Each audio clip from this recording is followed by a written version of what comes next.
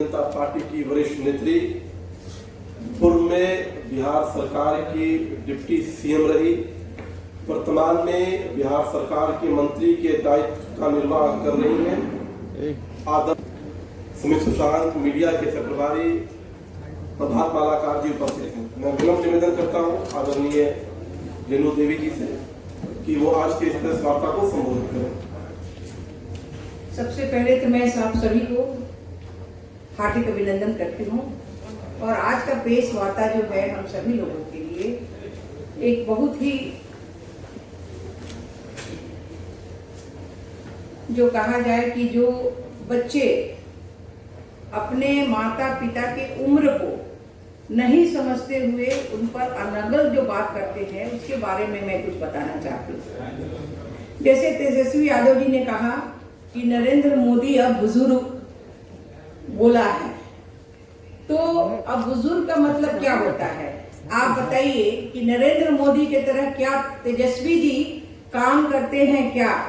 एक व्यक्ति एक दिन में 3-3 रैलियां करता है, अपने कार्यकाल में देश की कहानी जो है जनता को बताने के लिए पूरी कोशिश करता है और हर रैली में इतनी उत्साह रहती है जिससे वो रोग बहू होते जाते हैं।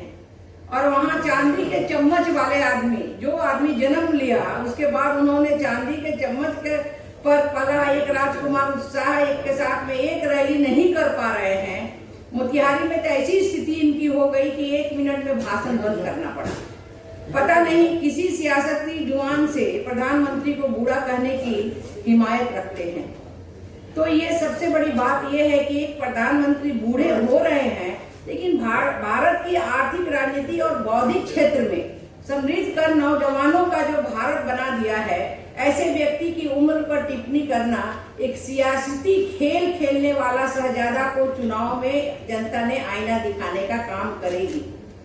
और मैं कहना चाहती हूँ कि तेजस्वी यादव कहते हैं कि कमाई, दवाई, पढ़ाई, सिंचाई, सुनाई और कार्रवाई जैसे मुद्दों पर जनता चुनाव लड़ रही है। मैं पूछना चाहती हूँ तेजस्वी यादव जी से कि एकदम सही बात कही है आपने। जनता इसी मुद्दे पर हमें वोट भी करेगी।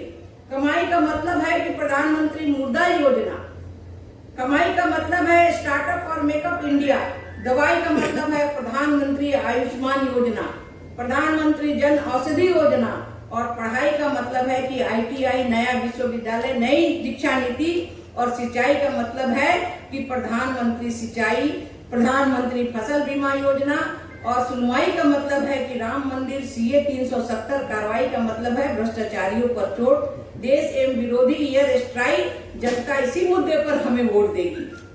आपको जो कहते हैं उस मुद्दे पर वोट नहीं डालेगी, लेकिन जनता हमारी जो है इसी मुद्दे पर हमें वोट डालेगी। और तेजस्वी यादव जी से ठीक से अगर खोजिएगा तो इसका मतलब तो कम से कम फेल मत हो जाइए। विपक्ष का मुद्दा विहीन हो चुकी है। गुंडा राज को भगाने और सुशासन को लाने के लिए वोट करेगी। घोटालबाजों को बचाने के लिए, खुद जेल जाने से बचने के लिए तेजस्वी यादव जो हैं वो बेचैन हो उठे हैं और कुछ भी सूझबूझ नहीं रहा है। जो मन में आया अनर्गल बोलते रहते हैं।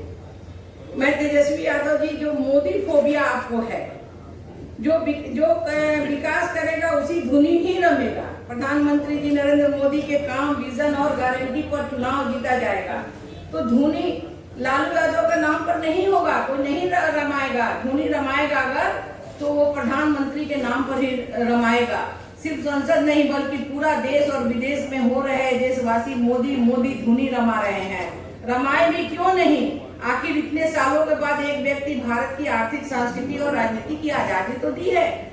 तो ऐसे बात में जो आप कहते हैं, तेजस्वी ने जब कहते हैं कि भाजपा वाले ट्रम्प और पुतिन को बुला के हमें डरने वाले नहीं हैं, मैं पूछना चाहती हूँ कि आप पूरी तरह बौखला गए हैं, क्योंकि तेजस्वी यादव गजब छटपटाहट है। बताइए, आप भाजपा के प्रचार में आज तक कोई गैर देश के नेता आए हैं?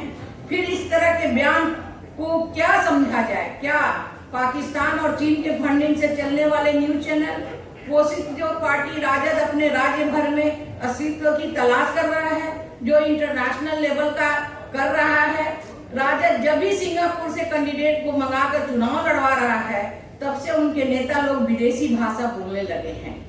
और जब मैं कहूँ तब कांग्रेस की बात मैं जब बोलूंगी तो वो और ही हालात और ही नाजुक हो जाता है। हालात ये हो गया है कि वंशवादी गिरोह के हेड राहुल गांधी अमेठी से चुनाव लड़ने की हिम्मत नहीं जुटा पाए। प्रियंका गांधी ने इनकार कर दिया। कांग्रेस अब क्षेत्रीय पार्टी के रूप में उभर रही है। बिहार में राजद और कांग्रेस का अस्तित्व को मिटाने की तैयारी भी चल रही है। स्मृति ईरानी का सामना करने की किसी की हिम्मत नहीं है। राहुल गांधी को नहीं हो रही है कि राहुल गांधी जी देश को किसी कोने से चुनाव लड़ ले और जनता का विश्वास उन्हें मिल रहा है। ये जनता जनार्दन की अदालत में ही ये रिजल्ट होने जा रहा है। क्या ये राजकुमार एक मोदी के महिला सिपाही से लड़ने की हिम्मत नहीं कर सकता है? वो बड़ी बड़ी बातें फेंक रहा है। भाजपा को हराने का झूठा सपना देख रहा, जनता को बरगलाने का काम कर रहा है। लालू प्रसाद यादव का परिवार पार्टी पूरी तरह कांग्रेस के नेस्तनाबूद करने में लगा हुआ है। कन्हैया कुमार और पप्पू यादव को जिस तरीके से राजद ने चौथे दरवाजे की ओर भेजा है, काबिले ये तारीफ है। घोटाला परिवार यानी लालू परिवार, तेजस्वी यादव यानी वंशवादी गुट अयुवराज बनना चाहते हैं। इसी तरह अगर हम देखें तो मीसा भारती ने प्रधानमंत्री जी को बुरा बताते हुए कहा, 75 वर्षीय प्रधानमंत्री तीसरी बार मौका मांग रहे हैं, लेकिन देश के युवा अग्निवीर योजना के तहत मात्र 4 वर्ष में बेरोजगार होंगे। इस चुनाव में जनता इसका जवाब देगी। 53 साल उम्र के राहुल गांधी इसके लिए युवा नायक बनकर तैयार हैं। 77 साल की उम्र में सोनिया गांधी इनकी राजमाता बनी हुई है। 69 साल की मां राबड़ी देवी को विधान परिषद भेजा जा रहा है। विधानसभा का उनको नेता बनाया जा रहा है, विधान परिषद का नेता बनाया जा रहा है। और खुद 47 साल की उम्र में तीसरी बार हारने के लिए पाटलिपुत्र लोकसभा सीट पर खड़ी हुई ऐसी महिला पूरे विश्व में पताका फहरा रहे हैं। आदरणीय श्री नरेंद्र मोदी की उम्र का जिक्र करके उन पर हमला कर रहे हैं। सोचिए नफरत का क्या आलम है। फैमिली फर्स्ट विचारधारा की महिला नेशनल फर्स्ट विचारधारा के प्रधानमंत्री को कैसे बर्दाश्त करेगी? 90 के दशक में अपने पूरे परिवार के वर्चस्व का नंगा नाच देखने वाली महिला, समानता, समता और संविधान की नींव पर पलने वाली भाजपा सरकार को बर्दाश्त नहीं कर पा रही है। राजद और स्वघोषित पारिवारिक पार्टी राज्य में ज्यादा सत्ता के लिए संघर्ष करती रही है। इस सत्ता के लिए इनके परिवार के 90 दशक से गांव-गांव में नरसंहार का नंगा नाच कराया था। उसके छोटे भाई होने के पहले घोटाले की घूंट पीने लगे थे। इसमें श्री नरेंद्र मोदी जी से दिक्कत नहीं है। उनको दिक्कत है नरेंद्र मोदी जी उनके परिवार के पाप मिट्टिया मेट करने पर तुले हुए हैं, इसलिए पूरा परिवार जा रहे हैं। विपक्ष का आरोप है कि आप जनता की समस्याओं की बात नहीं करके राजद कांग्रेस और व्यक्तिगत। देखिए, हम जनता की समस्याओं को देखे हैं। कौन ऐसी जनता है जो मैं पूछना चाहती हूँ हमारी गरीबी रेखा के नीचे वाले को, या कौन सा ऐसा परिवार है? इन्होंने अपने मैनिफेस्टो में दिया है कि जो संपत्ति है उस संपत्ति का, किसी का भी संपत्ति हो, उसका जो हम स्क्रीनिंग करा के और 55% टैक्स लगा के हम जो है 15% मुसलमानों में बांटेंगे। लेकिन प्रधानमंत्री जी ने कभी ऐसा नहीं कहा। प्रधानमंत्री जी ने सबका साथ, सबका विकास और सबका प्रयास कहा, और सबका प्रयास किए हैं। ये 5 स्कीम जो है, चाहे वो राशन का स्कीम हो, चाहे आयुष्मान कार्ड हो, चाहे वो बिजली की बात हो, चाहे वो इज्जत घर की बात हो, या किसान की बात हो, या हम जन औषधि की हम बात करें, तो कौन सा ऐसा घर है, चाहे हिंदू हो, मुसलमान हो, सिख हो, ईसाई हो, ये सबके घर में ये कहीं ना कहीं ये हर आदमी इससे फायदा उठा रहा है। ये क्या सोच किसी की थी क्या? कभी किसी ने सोचा था क्या कि हम गरीब घर में, हमारे यहाँ कोई पहले हम लोग सुनते थे कि लोग भूखे मर रहे हैं, आज कहीं से भी एक आवाज आ रही है कहा कि कोई भूखे मर रहा है।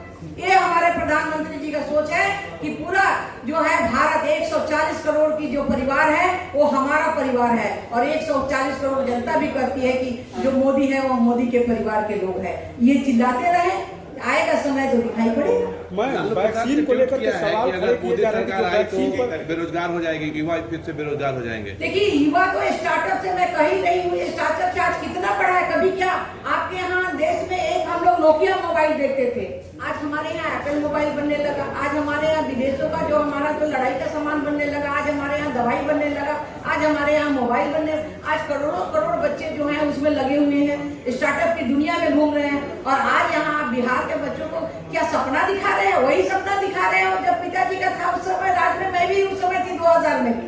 95 से क्या 90 दशक से क्या राज्य था? हम लोग पैदल नहीं चल पाते थे। हम लोग बेतिया से पटना अगर आते थे तो 8 से 10 घंटा लगता था, और आज हम 3 घंटे में पहुंच जाते हैं। क्या यही दुनिया दिखाना चाहते हैं, या यही हमारे जो है युवा साथी लोगों को देख के आप समझाना चाहते हैं? आज पूरे तरह अगर जाल बिछा है, लोग कहते हैं कि विकास ही नहीं दिखाई पड़ता है। मैं विकास पूछना चाहती हूँ, गंगा नदी पर पहले कितने पुल थे और आज कितने पुल हो गए? और एक बात और भी मैं आपको कहना चाहती हूँ कि मुकेश सहनी किस तरह से अपने समाज से वोट मांग रहा है। मैं उसी समाज से आती हूँ, मैं चौहान समाज, मुनिया समाज से आती हूँ, बीन बंदार समाज से आती हूँ, मलाह समाज से आती हूँ। और मेरा कहने का मतलब ये है कि उन्होंने मलाह का जो एक जीविका था उसको भी छीनने पर तुला हुआ था। उस जीविका को हम लोगों ने बचाया, जो उनको मेंबर से हटा रहे थे। और आज जब टिकट उन्होंने लिया, कौन सा मलाह को, कौन सा नुनिया को, कौन सा बिंद को, कौन सा बेलदार को इन्होंने दिया है? किस मुंह से वो वोट मांगने जाते हैं कि हमें वोट चाहिए?